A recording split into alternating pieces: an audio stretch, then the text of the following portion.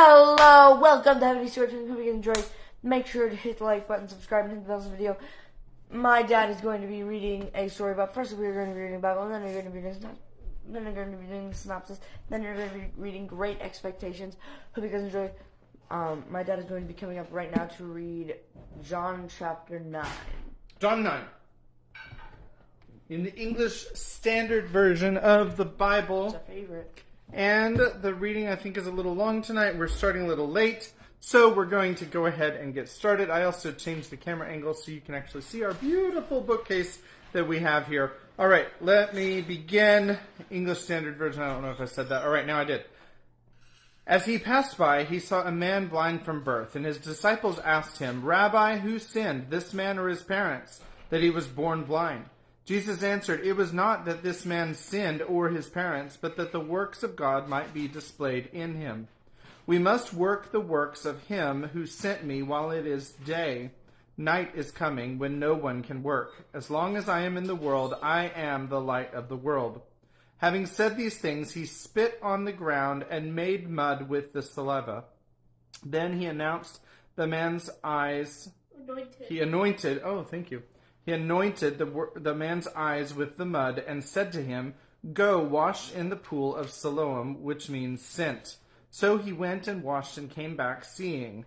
The neighbors and those who had seen him before as a beggar were saying, "Is this not the man who used to sit and beg?" Some said, "It is he." Others said, "No, but he is like him." He kept saying, "I am the man." So they said to him, "Then how were your eyes opened?" He answered, "The man called Jesus made mud and anointed my eyes and said to me, 'Go to Siloam and wash.' So I went and washed and received my sight." They said to him, "Where is he?" He said, "I do not know." They brought to the Pharisees the man who had formerly been blind. Now it was a Sabbath day when Jesus made the mud and opened his eyes. Of course, because that's how it is. So the Pharisees again asked him how he had received his sight. And he said to them, "He put mud on my eyes, and I washed, and I see." Some of the Pharisees said, "This man is not from God, for he does not keep the Sabbath."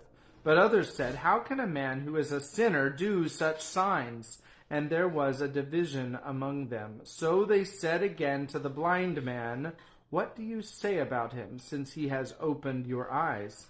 He said, "He is a prophet."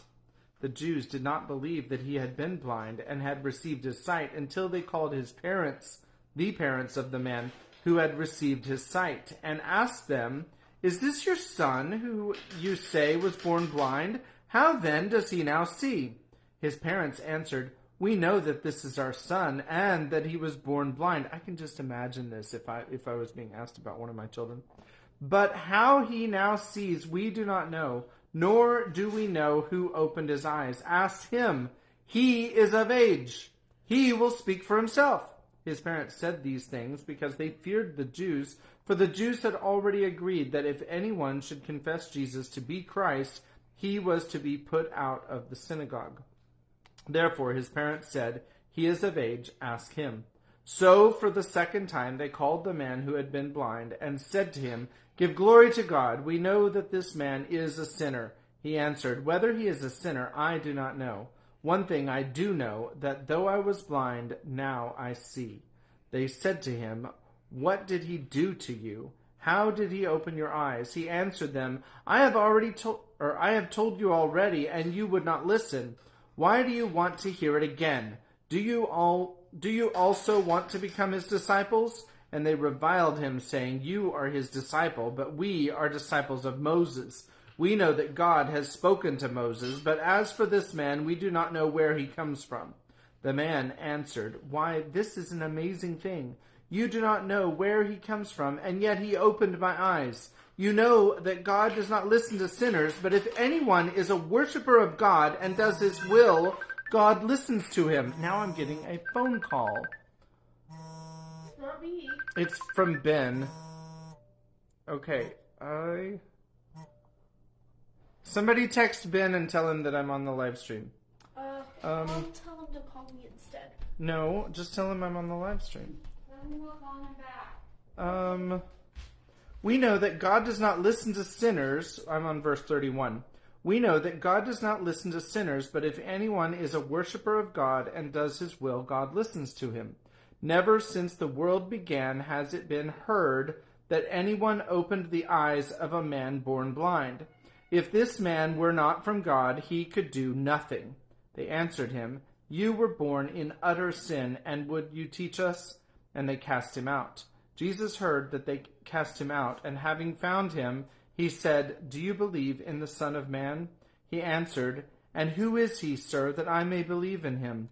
Jesus said to him, You have seen him, and it is he who is speaking to you. He said, Lord, I believe, and he worshipped him. Jesus said, For judgment I came into this world, that those who do not see may see, and those who see may become blind. Some of the Pharisees near him heard these things and said to him, Are we also blind? Jesus said to them, If you were blind, you would have no guilt, but now that you say we see, your guilt remains. And that is the end of John chapter 9. Sorry for the interruption. All right. So now we're on Great Expectations. We're on chapter 18. We're actually going to finish part 1 today. And so what just happened in the last section is Pip was, of course, they found his sister and they stopped calling her Mrs. Joe because, I don't know why, but she's kind of changed. She's not like the ruthless tyrant that she has been in the past. I'm not completely forgiving her for all of her misactions in the past, but I know that she has changed somehow. She's also taken quite a liking to Mr. Orlick, which is the hired blacksmith that works for Mr. Joe. And so I'm not exactly sure where they're going with that one yet, but there is one other thing, and that's that Pip is going to see Miss Havisham. Time obviously passes because every time he has a birthday, she invites him over to her house and she gives him a guinea, which is a pound. And so it says every time he has a birthday, but it doesn't say how many times. And of course, every time that he comes, he wants to see Estella because that's who he likes. But he is very cordial to Miss Havisham, and Miss Havisham, I think, enjoys his company quite a bit. So anyway, so that goes on and on for years and years, and we don't know, maybe 100 years until Pip dies, and that's the end of the story. But I don't think it went that long. I know Kimmy's getting up there to argue with me because I just killed him off after I basically kind of gave the synopsis. But nonetheless, oh wait, I pulled out the wrong book. Nonetheless, can you hand that other book to me? We are going to start on chapter 18, and like I said, we're going to finish part 1 of Great Expectations. I hope you're enjoying the story as much as I am. I know Daniel's really enjoying it. So we will get going. It was the 4th year of my apprenticeship to Joe, and it was a Saturday night. There was a group assembled round the fire at the Three Jolly Bargemen, attentive to Mr. Wopsle as he read the newspaper aloud. Of that group, I was one. A highly popular murder had been committed, and Mr. Wopsle was imbrued in blood to the eyebrows. He gloated over every abhorrent adjective in the description, and identified himself with every witness in the inquest. He faintly moaned, "I am done for," as the victim, and he barbarously bellowed, "I serve you out," as the murderer. He gave the medical testimony in pointed imitation of our local practitioner, and he piped and shook as the aged turnpike keeper who had heard blows to an extent so very paralytic as to suggest a doubt regarding the mental competency of that witness. The coroner, in Mr. Wopsle's hands, became Timon of Athens, the beadle Coriolanus. He enjoyed himself thoroughly, and we all enjoyed ourselves, and were delightfully comfortable. In this cozy state of mind, we came to the verdict, "Willful murder." Then, and not sooner, I became aware of a strange gentleman leaning over the back of the settle opposite me, looking on. There was an expression of contempt on his face, and he bit the side of a great forefinger as he watched the group of faces. "Well," said the stranger to Mr. Wopsle, when reading was done, "you have settled it all to your own satisfaction, I have no doubt." Everybody started and looked up as if it were the murderer. He looked up at everybody coldly and sarcastically. "Guilty, of course," said he. "Out with it, come!" "Sir," returned Mr. Wopsle, "without having the honor of your acquaintance, I do say guilty." Upon this we all took courage to unite in a confirmatory murmur.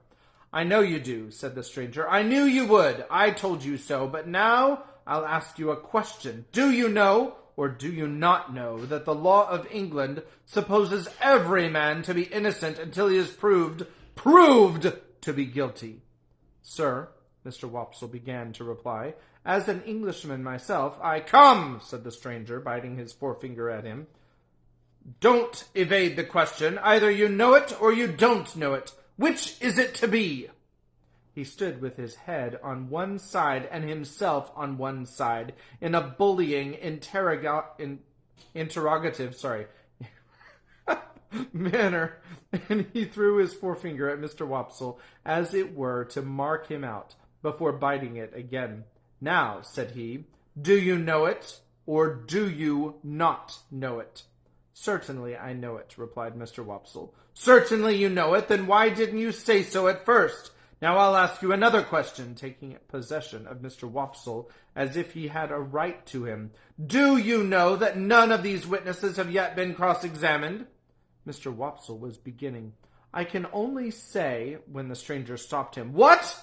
You won't answer the question, yes or no? Now I'll try you again," throwing his finger at him again. "Attend to me. Are you aware, or are you not aware, that none of these witnesses have yet been cross-examined? Come, I only want one word from you, yes or no."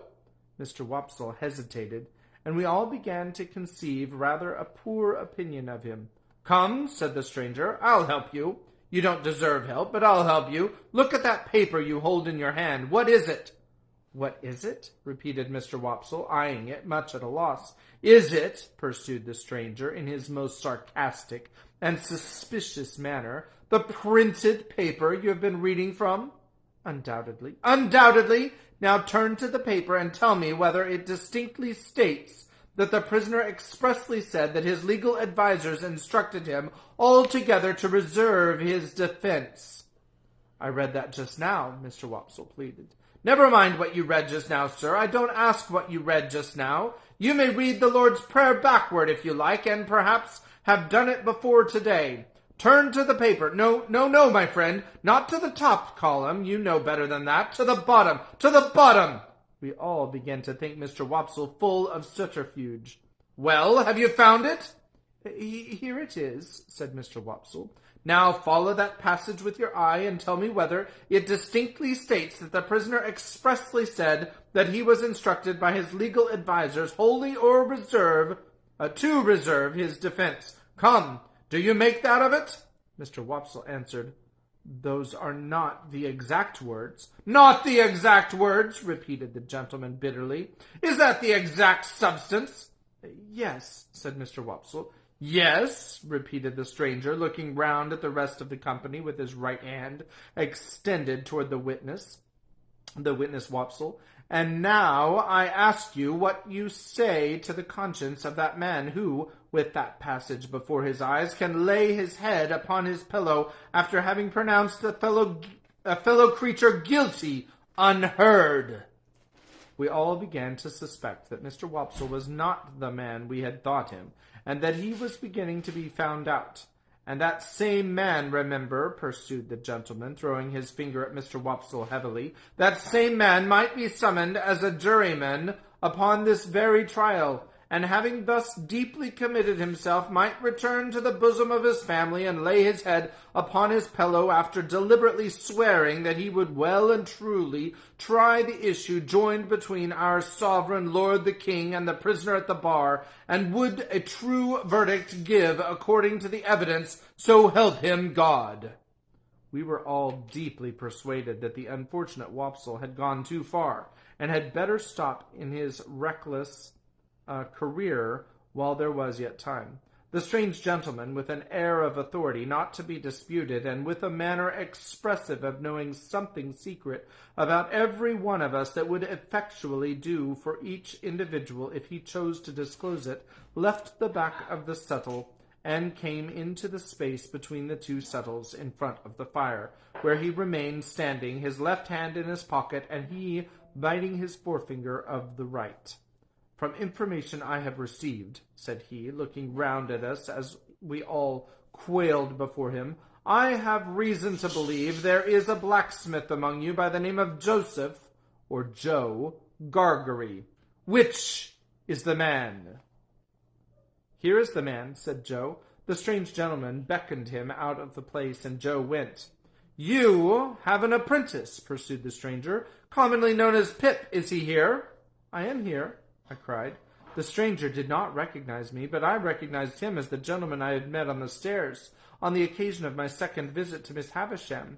I had known him the moment I saw him looking over the settle, and now that I stood confronting him with his hand upon my shoulder, I checked off again in detail his large head, his dark complexion, his deep-set eyes, his bushy black eyebrows, his large watch chain, his strong black dots of beard and whisker, and even the smell of scented soap in his great hand. "I wish to have a private conference with you two," said he, when he had surveyed me at his leisure. "It will take a little time. Perhaps we had better go to your place of residence. I prefer not to anticipate my communication here. You will impart as much or as little of it as you please to your friends afterward. I have nothing to do with that." Amidst a wondering silence, we three walked out of the Jolly Bargeman, and in a wondering silence walked home. While going along, the strange gentleman occasionally looked at me, and occasionally bit the side of his finger. As we neared home, Joe vaguely acknowledged the occasion as an impressive and ceremonious one, went on ahead to open the front door. Our conference was held in the state parlor, which was feebly lighted by one candle. It began with the strange gentleman sitting down at the table, drawing the candle to him, and looking over some entries in his pocket-book. He then put up the pocket-book and set the candle a little aside after peering around it in the darkness at Joe and me to ascertain which was which. "My name," he said, "is Jaggers, and I am a lawyer in London. I am pretty well known. I have unusual business to transact with you, and I commence by explaining that it is not of my originating. If my advice had been asked, I should not have been here. It was not asked, and you see me here. What I have to do is, as the confidential agent of another, I do, no less, no more." Finding that he could not see us very well from where he sat, he got up, and he threw one leg over the back of a chair and leaned upon it, thus having one foot on the seat of the chair and one foot on the ground. "Now, Joseph Gargery, I am the bearer of an office to relieve you of this young fellow, your apprentice. You would not object to cancel his indentures at the request and for his good. You would want nothing for so doing?" "Lord forbid that I should want anything for not standing in Pip's way," said Joe, staring. "Lord forbidding is pious, but not to the purpose," returned Mr. Jaggers. "The question is, would you want anything? Do you want anything?" "The answer is," returned Joe sternly, "no." I thought Mr. Jaggers glanced at Joe as if he considered him a fool for his disinterestedness, but I was too much bewildered between breathless curiosity and surprise to be sure of it. "Very well," said Mr. Jaggers. "Recollect the admission you have made, and don't try to go from it presently." "Who's a-going to try?" retorted Joe. "I don't say anybody is. Do you keep a dog?" "Yes, I do keep a dog." "Bear in mind, then, that Bragg is a good dog, but Holdfast is a better. Bear that in mind, will you?" repeated Mr. Jaggers, shutting his eyes and nodding his head at Joe as if he were forgiving him something. "Now I return to the young fellow, and the communication I have got to make is that he has great expectations." Joe and I gasped and looked at one another. "I am instructed to communicate them to him," said Mr. Jaggers, throwing his finger at me sideways, "that he will come into a handsome property. Further, that it is his desire of the present possessor of that property, of the present possessor of that property, that he be immediately removed from his present sphere of life and from this place, and be brought up as a gentleman, in a word, as a young fellow of great expectations. My dream was out. My wild fancy was surpassed by sober reality. Miss Havisham was going to make my fortune on a grand scale. Now, Mr. Pip, pursued the lawyer, I address the rest of what I have to say to you. You are to understand, first, that it is the request of the person from whom I take my instructions that you always bear the name of Pip. You will have no objection, I dare say, to your great expectations being encumbered with that easy condition, but if you have any objection, this is the time to mention it. My heart was beating so fast, and there was such a singing in my ears that I could scarcely stammer I had no objection. I should think not. Now you are to understand, secondly, Mr. Pip, that the name of the person who is your liberal benefactor remains a profound secret until the person chooses to reveal it. I am empowered to mention that it is the intention of the person to reveal it at first hand by word of mouth to yourself. When or where that intention may be carried out, I cannot say. No one can say. It may be years hence. Now you are distinctly to understand that you are most positively prohibited from making any inquiry on this head, or any allusion or reference, however distant, to any individual whomsoever as the individual in all communications you may have with me. If you have a suspicion in your own breast, keep that suspicion in your own breast. It is not the least to make to the purpose what the reasons of this prohibition are. They may be the strongest and gravest reasons, or they may be mere whim.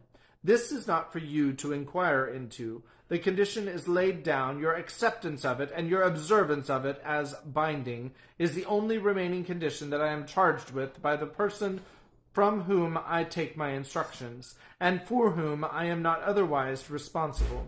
That person is the person from whom you derive your expectations, and the secret is solely held by that person and by me. Again, not a very difficult condition with which to encumber such a rise in fortune, but if you have any objection to it, this is the time to mention it. Speak out! Once more I stammered with difficulty that I had no objection. I should think not. Now, Mr. Pip, I have done with stipulations. Though he called me Mr. Pip and began rather to make up to me, he still could not get rid of a certain air of bullying suspicion, and even now he occasionally shut his eyes and threw his finger at me while he spoke, as much as to express that he knew all kinds of things to my disparagement, if he only chose to mention them. We come next to mere details of arrangement. You must know that although I have used the term expectations more than once, you are not endowed with expectations only. There is already lodged in my hands a sum of money amply sufficient for your suitable education and maintenance. You will please consider me your guardian. Oh, for I was going to thank him. I tell you at once, I am paid for my services, or I shouldn't render them. It is considered that you must be better educated in accordance with your altered position, and that you will be alive to the importance and necessity of at once entering on that advantage. I said I had always longed for it. Never mind what you have always longed for, Mr. Pip, he retorted. Keep to the record. If you long for it now, that's enough. As I answered that you are ready to be placed at once under some proper tutor, is that it? I stammered, yes, that was it. Good. Now your inclinations are to be consulted. I don't think that wise, mind, but it's my trust. Have you ever heard of any tutor whom you would prefer to another? I had never heard of any tutor but Biddy and Mr. Wopsel's great aunt, so I replied in the negative. There is a certain tutor of whom I have some knowledge who I think might suit the purpose, said Mr. Jaggers. I don't recommend him, observe, because I never recommend anybody. The gentleman I speak of is one Mr. Matthew Pocket. Ah, I caught at the name directly. Miss Havisham's relation, the Matthew whom Mr. and Mrs. Camilla had spoken of, the Matthew whose place was to be at Miss Havisham's head when she lay dead in her bride's dress on the bride's table. You know the name, said Mr. Jaggers, looking shrewdly at me, and then shutting up his eyes while he waited for me to answer. My answer was that I had heard of the name. Oh, said he, you have heard of the name, but the question is, what do you say of it? I said, or tried to say, that I was much obliged to him for his recommendation. No, my young friend, he interrupted, shaking his great head very slowly. Recollect yourself. Lost my place. Not recollecting myself, I began again that I was much obliged to him for his recommendation. No, my young friend, he interrupted, shaking his head, and frowning and smiling both at once. No, it's very well done, but it won't do. You are too young to fix me with it. Recommendation is not the word, Mr. Pip. Try another.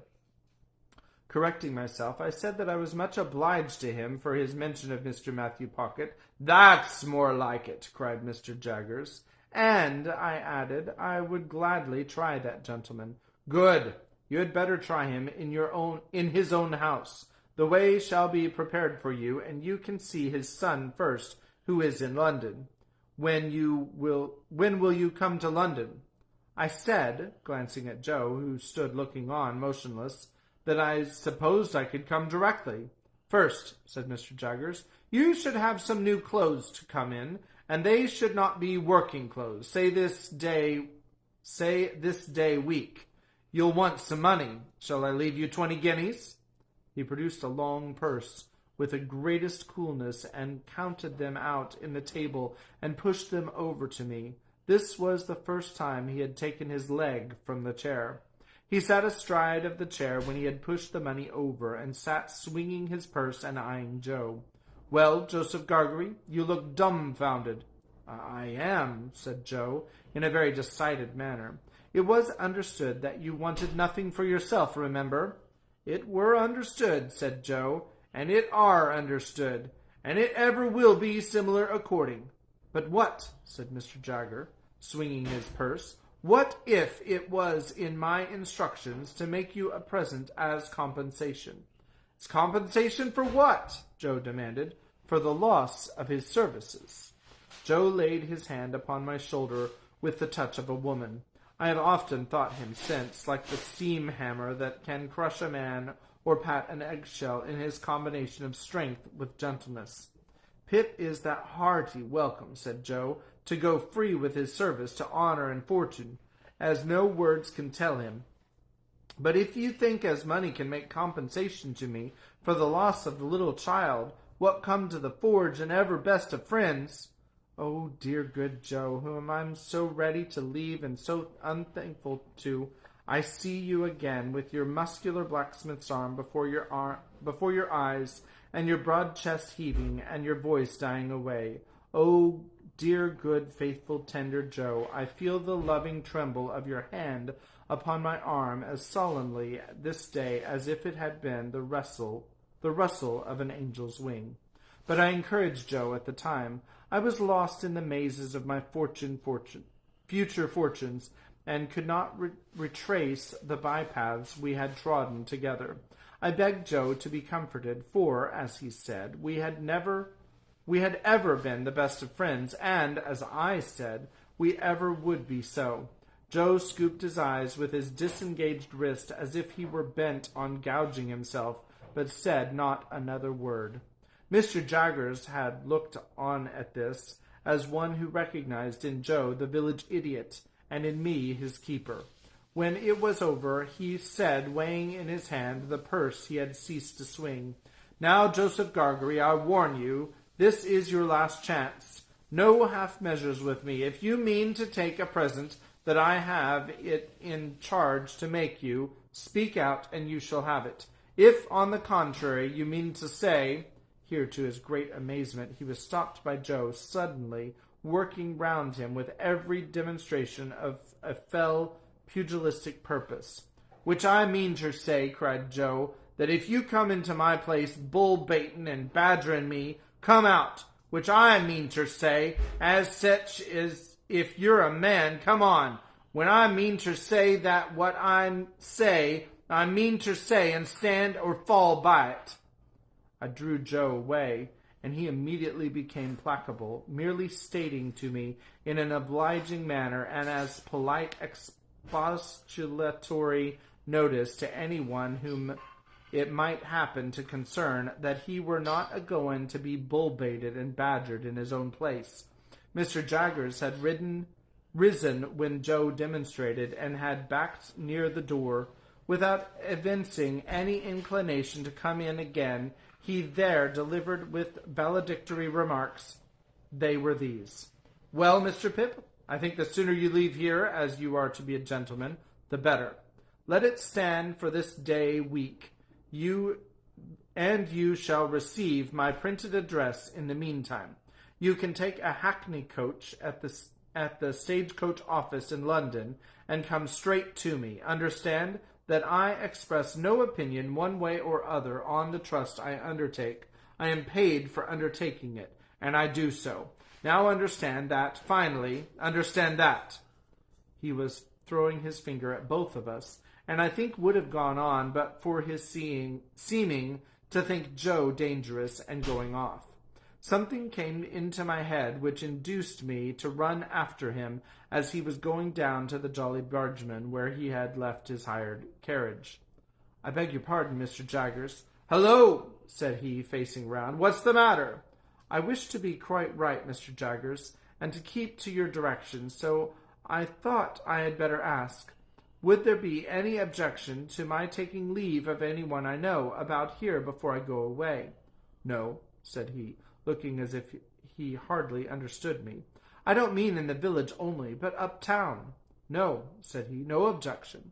I thanked him and ran home again, and there I found that Joe had already locked the front door and vacated the state parlor, and was seated by the kitchen fire with a hand on each knee, gazing intently at the burning coals.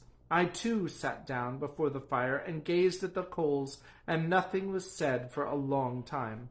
My sister was in her cushioned chair in the corner, and Biddy sat at her needlework before the fire, and Joe sat next Biddy, and I sat next Joe in the corner opposite my sister. The more I looked into the glowing coals, the more incapable I became of looking at Joe. The longer the silence lasted, the more unable I felt to speak. At length I got out. Joe, have you told Biddy? No, Pip, returned Joe, still looking at the fire and holding his knees tight, as if he had private information that they intended to make off somewhere. Which I left it to yourself, Pip. I would rather you told Joe. Pip's a gentleman of fortune, then, said Joe, and God bless him in it. Biddy dropped her work and looked at me. Joe held his knees and looked at me. I looked at both of them. After a pause, they both heartily congratulated me, but there was a certain touch of sadness in their congratulations that I rather resented. I took it upon myself to impress Biddy, and through Biddy, Joe, with the grave obligation I considered my friends under, to know nothing and say nothing about the maker of my fortune. It would all come out in good time, I observed, and in the meanwhile nothing was to be said, save that I had come into great expectations from a mysterious patron. Biddy nodded her head thoughtfully at the fire as she took up her work again, and said she would be very particular, and Joe, still detaining his knees, said, Aye, I'll be curvily particular, Pip. Curvily?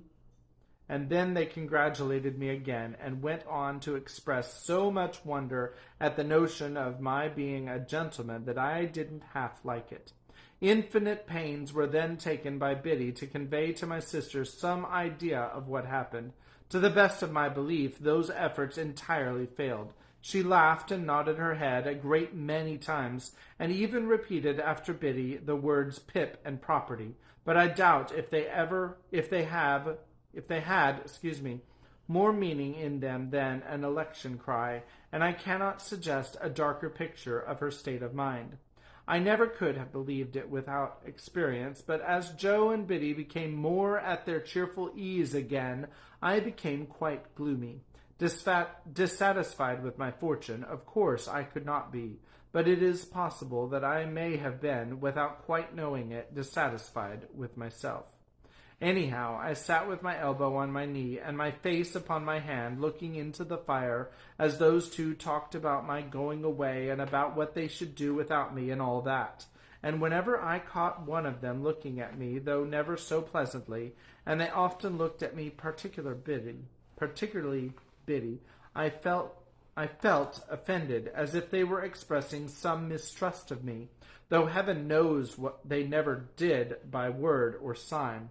At those times, I would get up and look out at the door, for our kitchen door opened at once upon the night, and stood open on the summer evenings to air the room. The very stars to which I then raised my eyes, I am afraid to look to be but poor and humble stars, for glittering on the rustic objects among which I had passed my life. Saturday night, said I, when we sat at our supper of bread and cheese and beer, 5 more days, and then the day before the day. They'll soon go. Yes, Pip, observed Joe, whose voice sounded hollow in his beer mug. They'll soon go. Soon go, said Biddy. I've been thinking, Joe, that when I go downtown on Monday and order my new clothes, I shall tell the tailor that I'll come and put them on there, or that I'll have them sent to Mr. Pumblechook's. It would be very disagreeable to be stared at by all the people here. Mr. and Mrs. Hubble might like to see you in your new genteel figure too, Pip, said Joe, industriously cutting his bread with his cheese on it in the palm of his left hand, and glancing at my untasted supper, as if he thought of the time when we used to compare slices. So might Wopsle, and the Jolly Bargeman might take it as a compliment. That's just what I don't want, Joe. They would make such a business of it, such a coarse and common business, that I couldn't bear myself. Ah, that indeed, Pip, said Joe. If you couldn't bear it yourself. Biddy asked me here, as she sat holding my sister's plate, have you thought about when you'll show yourself to Mr. Gargery and your sister and me? You will show yourself to us, won't you? Biddy, I returned with some resentment, you are so exceedingly quick that it's difficult to keep up with you.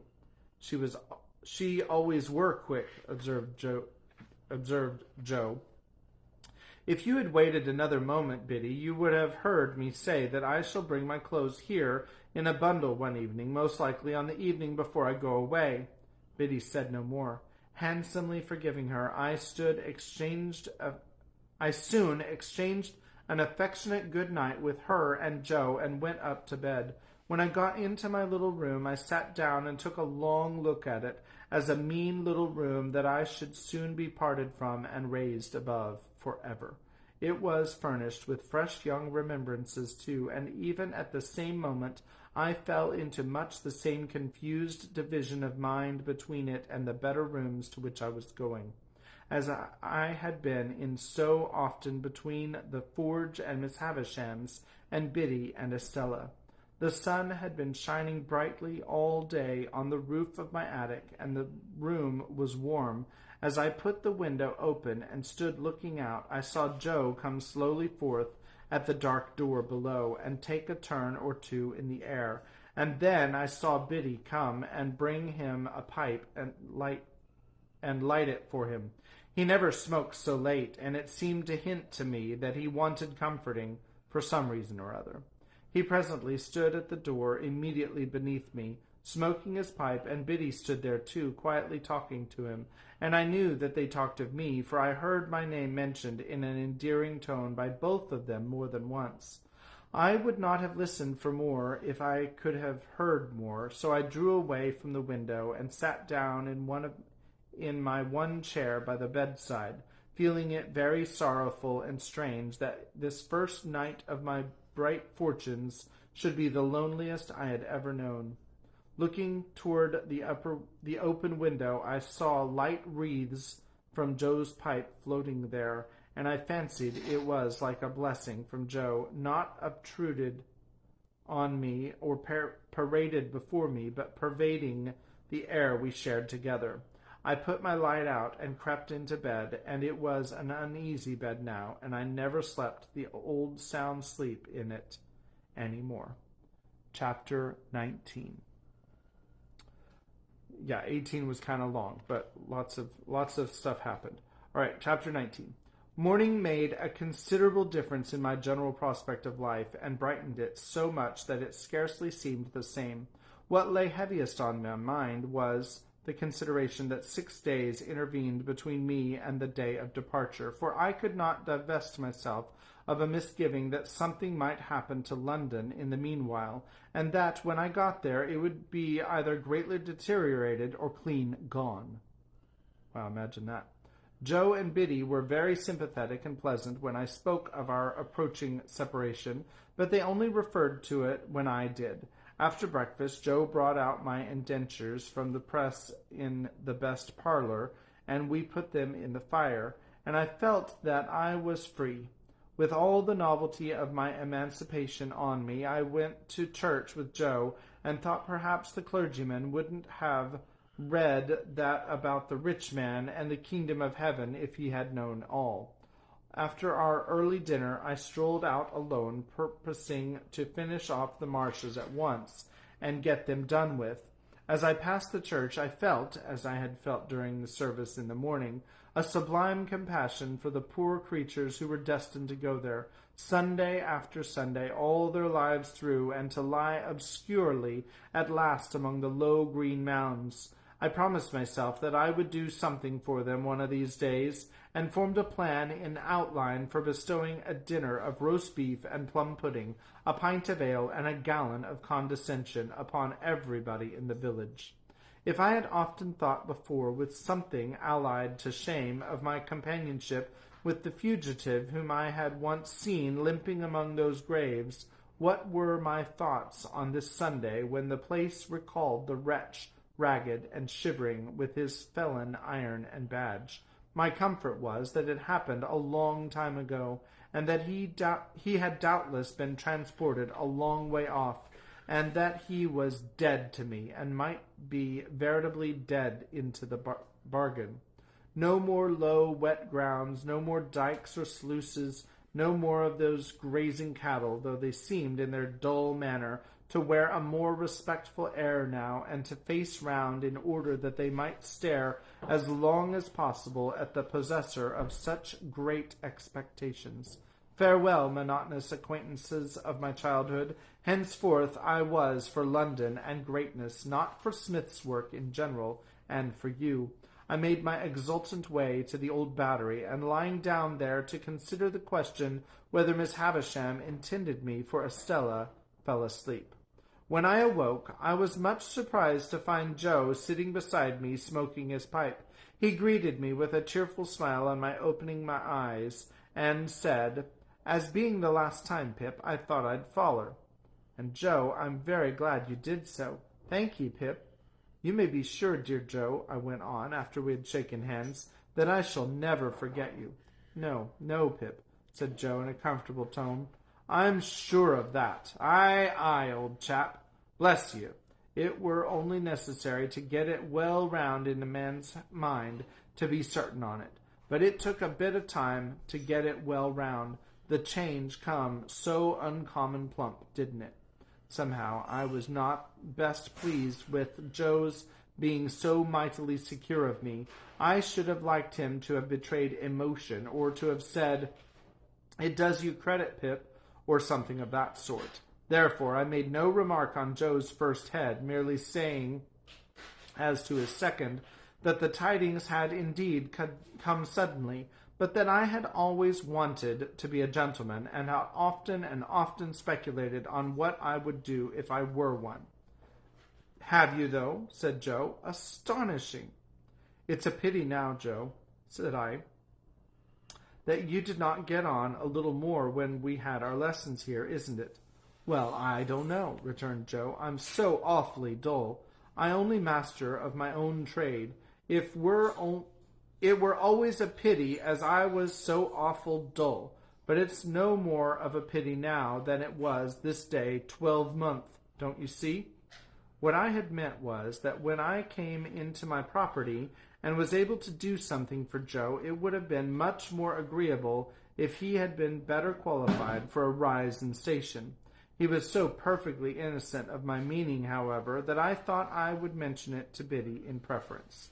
So when we had walked home and had had tea, I took Biddy out into the little garden by the side of the lane, and after throwing out in a general way for the elevation of her spirits that I should never forget her, and I had a favor to ask of her.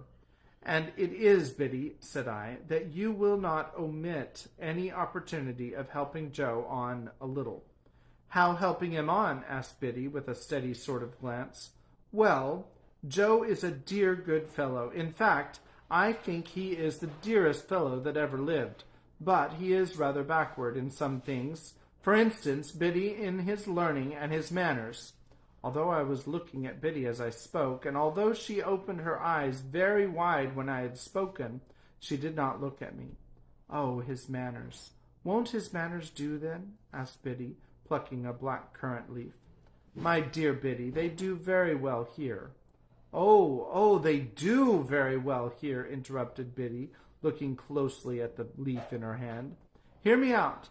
But if I were to remove Joe into a higher sphere, as I shall hope to remove him when I fully come into my property, they would hardly do him justice. And don't you think he knows that? Asked Biddy.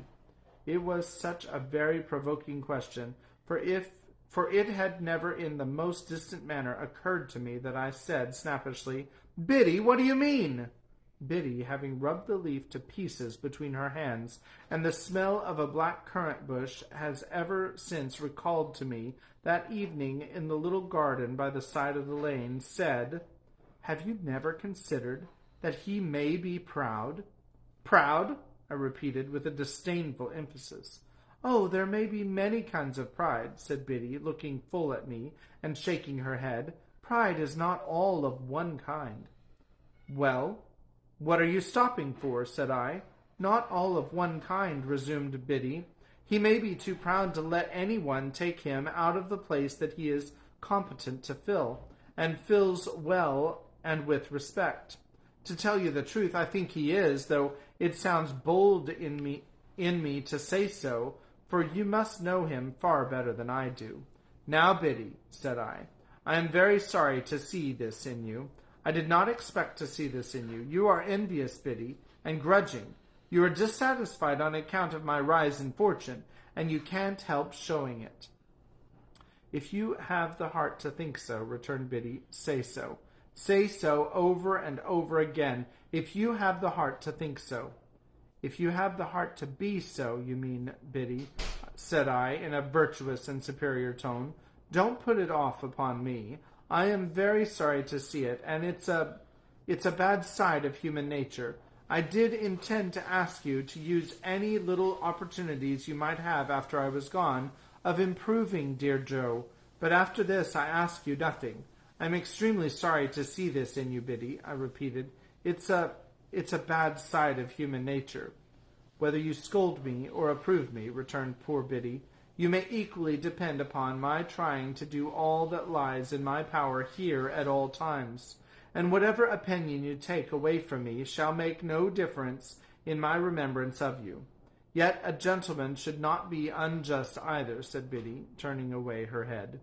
I again warmly repeated that it was a bad side of human nature, in which sentiment, waiving its application, I have since seen reason to think I was right.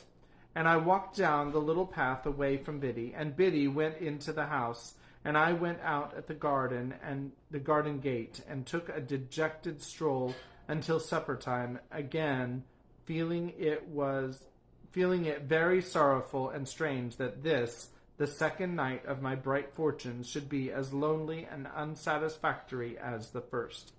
But morning once more brightened my view, and I extended my clemency to Biddy, and we dropped the subject. Putting on the best clothes I had, I went into town as early as I could hope to find the shops open, and presented myself before Mr. Trabb, the tailor, who was having his breakfast in the parlor behind his shop, and who did not think it worth his while to come out to me, but called me in to him. "Well," said Mr. Trabb, in a hail fellow well met kind of way, "how are you, and what can I do for you?" Mr. Trabb had sliced his hot roll into 3 feather beds, and was slipping butter in between the blankets and covering it up. He was a prosperous old bachelor, and his open windows looked into a prosperous little garden and orchard, and there was a prosperous iron safe let into the wall at the side of his fireplace, and I did not doubt that heaps of his property were put away in bags. "Mr. Trabb," said I, "it is an unpleasant thing to have to mention, because it looks like boasting, but I have come into a handsome property." A change passed over Mr. Trabb. He forgot the butter in bed, got up from the bedside, and wiped his fingers on the tablecloth, exclaiming, "Lord bless my soul!" "I am going up to my guardian in London," said I, casually drawing some guineas out of my pocket and looking at them, "and I want a fashionable suit of clothes to go in. I wish to pay for them," I added, otherwise I thought he might only pretend to make them with ready money. "My dear sir," said Mr. Trabb, as he respectfully bent his body, opened his arms, and took the liberty of touching me on the outside of each elbow, "don't hurt me by mentioning that. May I venture to congratulate you? Would you do me the favor of stepping into the shop?" Mr. Trabb's boy was the most audacious boy in all that countryside. When I had entered, he was sweeping the shop, and he had sweetened his labors by sweeping over me. He was still sweeping when I came out into the shop with Mr. Trabb, and he knocked the broom against all possible corners and obstacles, to express, as I understood it, equality with any blacksmith, alive or dead. "Hold that noise," said Mr. Trabb with the greatest sternness, "or I'll knock off your head." "Do me the favor to be seated, sir. Now this," said Mr. Trabb, taking down a roll of cloth and tidying it out with a flowing manner over the counter, preparatory to getting his hand under it to show the gloss, "is a very sweet article. This is a very sweet article. I can recommend it for your purpose, sir, because it really is extra super. But you shall see some others. Give me number 4, you," to the boy, and with a dreadfully severe stare, foreseeing the danger of that miscreant's brushing me with it, or making some other sign of familiarity. Mr. Trabb never removed his stern eye from the boy until he had deposited number 4 on the counter and was at a safe distance again. Then he commanded him to bring number 5 and number 8, and "Let me have none of your tricks here," said Mr. Trabb, "or you shall repent it, you young scoundrel, the longest day you have to live." Mr. Trabb then bent over number 4, and in a sort of deferential confidence recommended it to me as a light article for summer wear, an article much in vogue about the nobility and gentry, an article that would ever be an honor to him to reflect upon a distinguished fellow townsman's, if he might claim me for a fellow townsman, having worn. "Are you bringing number 5 and 8, you vagabond?" said Mr. Trabb to the boy after that, "or shall I kick you out of the shop and bring them myself?" I selected the materials for a suit with the assistance of Mr. Trabb's judgment, and re-entered the parlor to be measured. For although Mr. Trabb had my measure already, and had previously been quite contented with it, he said apologetically that it "wouldn't do under existing circumstances, sir, wouldn't do at all." So Mr. Trabb measured and calculated me in the parlor, as if I were an estate, and he the finest species of surveyor, and gave himself such a world of trouble that I felt that no suit of clothes could possibly remunerate him for his pains. When he had at last done and appointed to send the articles to Mr. Pumblechook's on the Thursday evening, he said, with his hand upon his parlor lock, "I know, sir, that London gentlemen cannot be expected to patronize local work as a rule, but if you would give me a turn now and then in the quality of a townsman, I should greatly esteem it. Good morning, sir. Much obliged. Door!" The last word was flung at the boy, who had not the least notion what it meant. But I saw him collapse as his master rubbed me out with his hands, and my first decided experience of the stupendous power of money was that it had morally laid upon his back Trabb's boy. After this memorable event, I went to the hatters and the bootmakers and the hosiers, and felt rather like Mother Hubbard's dog, whose outfit required the services of so many trades. I also went to the coach office and took my place for 7 o'clock on Saturday morning. It was not necessary to explain everywhere that I had come into a handsome property, but whenever I said anything to that effect, it followed that the officiating tradesman ceased to have his attention diverted through the window by the high street, and concentrated his mind upon me. When I had ordered everything I wanted, I directed my steps toward Pumblechook's, and as I approached that gentleman's place of business, I saw him standing at his door. He was waiting for me with great impatience. He had been out early with his chaise cart, and had called the forge and heard the news. He had prepared a collation for me in the Barnwell parlour, and he too ordered his shopman to come out of the gangway as my sacred person passed. "My dear friend," said Mr. Pumblechook, taking me by both hands, when he and I and the collation were alone, "I give you joy of your good fortune. Well deserved, well deserved." This was coming to the point, and I thought it a sensible way of expressing himself. "To think," said Mr. Pumblechook, after snorting admiration at me for some moments, "that I should have been the humble instrument of leading up to this, is a proud reward." I begged Mr. Pumblechook to remember that nothing was to be ever said or hinted on that point. "My dear young friend," said Mr. Pumblechook, "if you will allow me to call you so—" I murmured, "Certainly." And Mr. Pumblechook took me by both hands again, and communicated a movement to his waistcoat, which had an emotional appearance, though it was rather low down.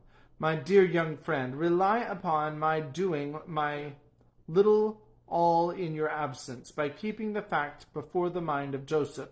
"Joseph," said Mr. Pumblechook, in the way of a compassionate adjuration. "Joseph! Joseph!" Thereupon he shook his head and tapped it, expressing his sense of deficiency in Joseph.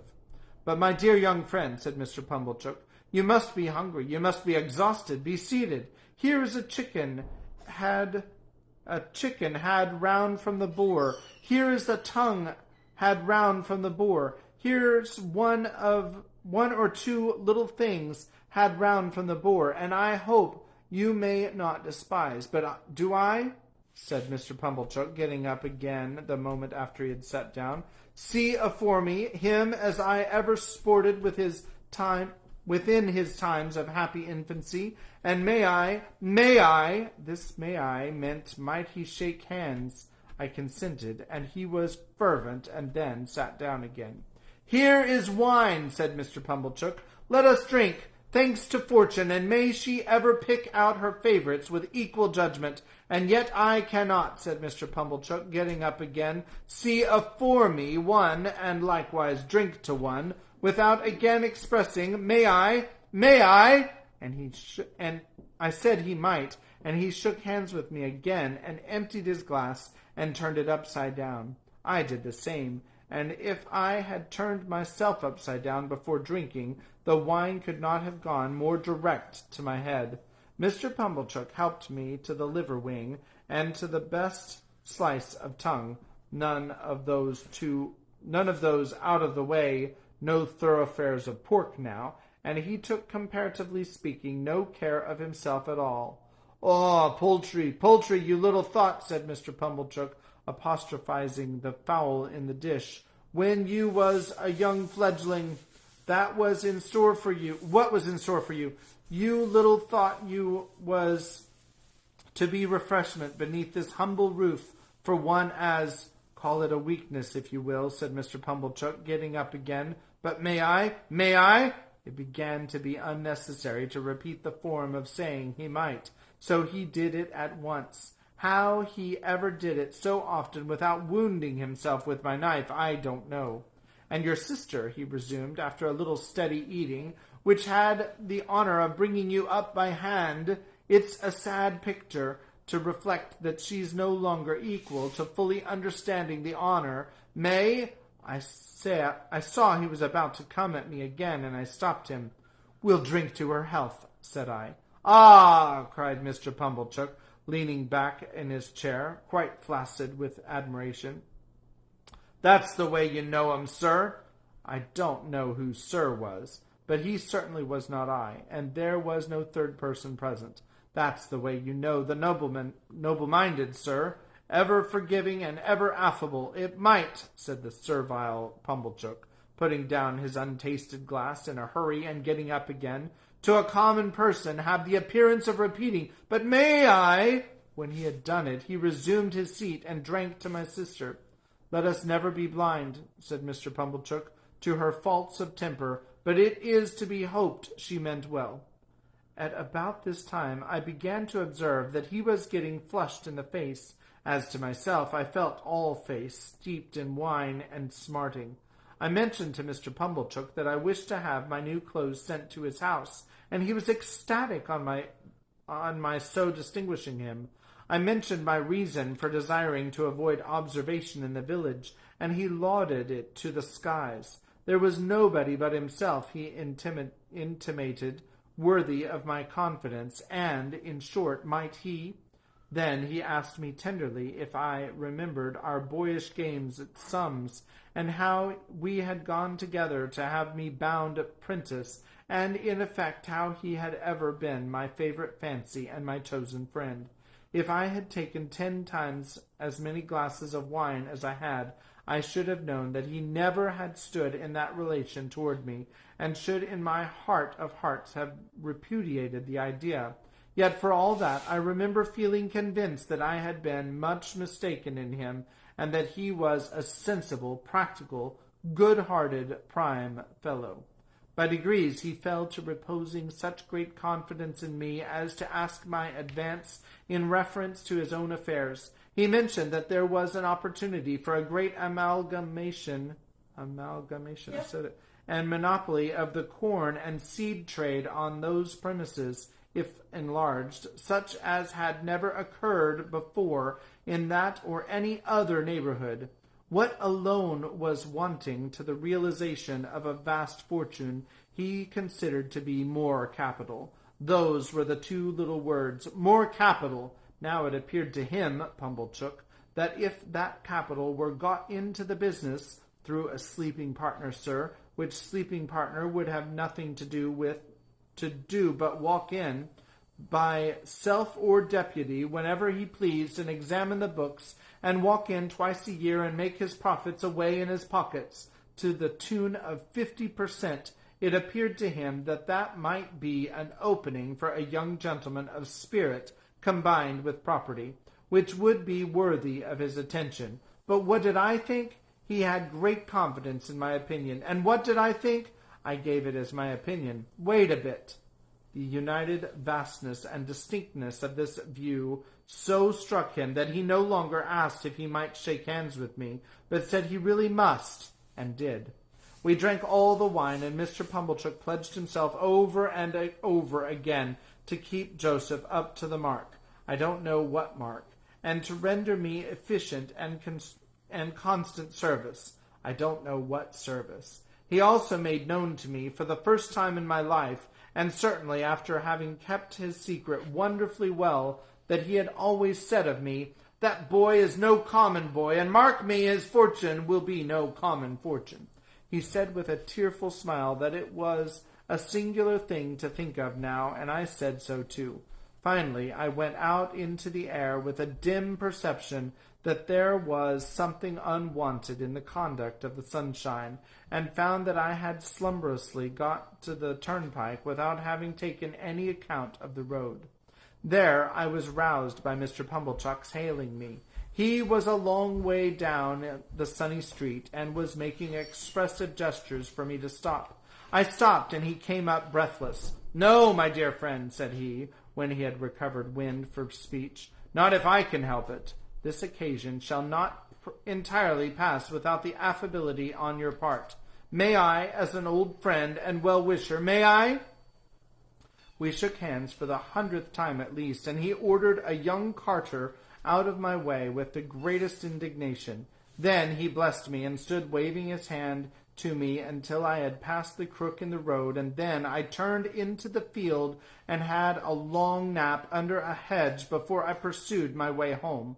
I had scant luggage to take with me to London, for little of the little I possessed was adapted to my new station, but I began packing that same afternoon, and wildly packed up things that I knew I should want next morning, in a fiction that there was not a moment to be lost. So Tuesday, Wednesday, and Thursday passed, and on Friday morning I went to Mr. Pumblechook's to put on my new clothes and pay my visit to Miss Havisham. Mr. Pumblechook's own room was given up to me to dress in, and was decorated with clean towels expressly for the event. My clothes were rather a disappointment, of course. Probably every new and eagerly expected garment ever put on since clothes came in fell a trifle short of the wearer's expectation. But after I had had my new suit on some half an hour, and had gone through an immensity of posturing with Mr. Pumblechook's very limited dressing-glass, in the futile endeavor to see my legs, it seemed to fit me better. It being market morning at a neighbouring town some 10 miles off, Mr. Pumblechook was not at home. I had not told him exactly when I meant to leave, and was not likely to shake hands with him again before departing. This was all as it should be, and I went out in my new array, fearfully ashamed of having to pass the shopman, and suspicious, after all, that I was at a personal disadvantage, something like Joe's in his Sunday suit. I went circuitously to Miss Havisham's by all the back ways, and rang at the bell constrainedly on account of the stiff long fingers of my gloves. Sarah Pocket came to the gate, and positively reeled back when she saw me so changed. Her walnut-shell countenance likewise turned from brown to green and yellow. "You?" said she. "You? Good gracious! What do you want?" "I am going to London, Miss Pocket," said I, "and I want to say good-bye to Miss Havisham." I was not expected, for she left me locked in the yard while she went to ask if I were to be admitted. After a very short delay, she returned and took me up, staring at me all the way. Miss Havisham was taking exercise in the room with the long spread table, leaning on her crutch-stick. The room was lighted as of yore, and at the sound of our entrance she stopped and turned. She was then just abreast of the rotted bread-cake. "Don't go, Sarah," she said. "Well, Pip?" "I start for London, Miss Havisham, tomorrow." I was exceedingly careful what I said, and I thought you would kindly not mind my taking leave of you. "This is a gay figure, Pip," said she, making her crutch-stick play round me, as if she, the fairy godmother who had changed me, were bestowing the finishing gift. "I have come into such good fortune since I saw you last, Miss Havisham," I murmured, "and I am so grateful for it, Miss Havisham." "Aye, aye," said she, looking at the discomfited and envious Sarah with delight. "I have seen Mr. Jaggers, and I have heard about it, Pip. So you go tomorrow?" "Yes, Miss Havisham." "And you are adopted by a rich person?" "Yes, Miss Havisham." "Not named?" "No, Miss Havisham." "And Mr. Jaggers is made your guardian?" "Yes, Miss Havisham." She quite gloated on these questions and answers, so keen was her enjoyment of Sarah Pocket's jealous dismay. "Well," she went on, "you have a promising career before you. Be good, deserve it, and abide by Mr. Jaggers' instructions." She looked at me and looked at Sarah, and Sarah's countenance wrung out of her watchful face a cruel smile. "Goodbye, Pip. You will always keep the name of Pip, you know." "Yes, Miss Havisham." "Goodbye, Pip." She stretched out her hand, and I went down on my knee and put it to my lips. I had not considered how I should take leave of her. It came naturally to me at the moment to do this. She looked at Sarah Pocket with triumph in her weird eyes, and so I left my fairy godmother with both her hands on her crutch stick, standing in the midst of the dimly lighted room beside the rotten bride cake that was hidden in cobwebs. Sarah Pocket conducted me down as if I were a ghost who must be seen out. She could not get over my appearance, and was in the last degree confounded. I said, "Goodbye, Miss Pocket," but she merely stared, and did not seem collected enough to know that I had spoken. Clear of the house, I made the best of my way back to Pumblechook, took off my new clothes, made them into a bundle, and went back home in my older dress, carrying it, to speak the truth, much more at my ease, too, though I had the bundle to carry. And now those 6 days which were to have run out so slowly had run out fast and were gone, and tomorrow looked me in the face more steadily than I could look at it. As the 6 evenings had dwindled away to 5, to 4, to 3, to 2, I had become more and more appreciative of the society of Joe and Biddy. On this last evening I dressed myself out in my new clothes for their delight, and sat in my splendor until bedtime. We had a hot supper on the occasion, graced by the inevitable roast fowl, and we had some flip to finish with. We were all so very low, and none the higher for pretending to be in spirits.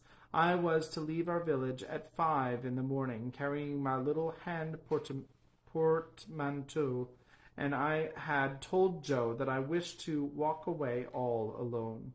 I am afraid, sore afraid, that this purpose originated in my sense of the contrast there would be between me and Joe if we went to the coach together. I had pretended with myself that there was nothing of this taint in the arrangement, but when I went up to my little room on this last night, I felt compelled to admit that it might be so, and had an impulse upon me to go down again and entreat Joe to walk with me in the morning. I did not. All night there were coaches in my broken sleep going to wrong places instead of to London, and having in the traces now dogs, now cats, now pigs, now men, never horses. Fantastic failures of journeys occupied me until the day dawned and the birds were singing. Then I got up and partly dressed and sat at the window to take a last look out, and in taking it fell asleep. Biddy was astir so early to get my breakfast that, although I did not sleep at the window an hour, I smelt the smoke of the kitchen fire when I started up with a terrible idea that it must be late in the afternoon. But long after that, and long after I heard the clinking of the teacups and was quite ready, I wanted the resolution to go downstairs. After all, I remained up there, repeatedly unlocking and unstrapping my small portmanteau, and locking and strapping it up again, until Biddy called to me that I was late. It was a hurried breakfast with no taste in it. I got up from the meal, saying with a sort of briskness, as if it had only just occurred to me, "Well, I suppose I must be off." And then I kissed my sister, who was laughing and nodding and shaking in her usual chair, and I kissed Biddy and threw my arms around Joe's neck. Then I took up my little portmanteau and walked out. The last I saw of them was when I presently heard a scuffle behind me, and looking back saw Joe throwing an old shoe after me and Biddy throwing another old shoe. I stopped then to wave my hat. My dear old Joe waved his strong right arm above his head, crying huskily, "Hurrah!" and Biddy put her apron to her face. I walked away at a good pace, thinking it was easier to go than I had supposed it would be, and reflecting that it would never have done to have had an old shoe thrown after the coach in sight of all the High Street. I whistled and made nothing of going. But the village was very peaceful and quiet, and the light mists were solemnly rising, as if to show me the world. And I had been so innocent and little there, and all beyond was so unknown and great, that in a moment, with a strong heave and sob, I broke into tears. It was by the finger-post at the end of the village, and I laid my hand upon it and said, "Goodbye, oh my dear, dear friend." Heaven knows we need never be ashamed of our tears, for they are rain upon the blinding dust of earth, overlying our hard hearts. I was better after I had cried than before, more sorry, more aware of my own ingratitude, more gentle. If I had cried before, I should have had Joe with me then. So subdued I was by those tears and by their breaking out again in the course of the quiet walk, that when I was on the coach and it was clear of the town, I deliberated with an aching heart whether I would not get down when we changed horses and walk back and have another evening at home and a better parting. We changed, and I had not made up my mind, and still reflected for my comfort that it would be quite practical to get down and walk back when we changed again. And while I was occupied with these deliberations, I would fancy an exact resemblance to Joe in some man coming along the road toward us, and my heart would beat high, as if he could possibly be there. We changed again, and yet again, and it was now too late and too far to go back, and I went on, and the mists had all solemnly risen now, and the world lay spread before me. And this is the end of the first stage of Pip's Expectations. And we'll begin next time with Volume 2. Hope you're enjoying Great Expectations by Charles Dickens. I'm sorry this was a little bit longer episode, but we'll continue on next time with Part 2, Chapter 1. God bless you. Have a great night, and we'll see you then. Bye.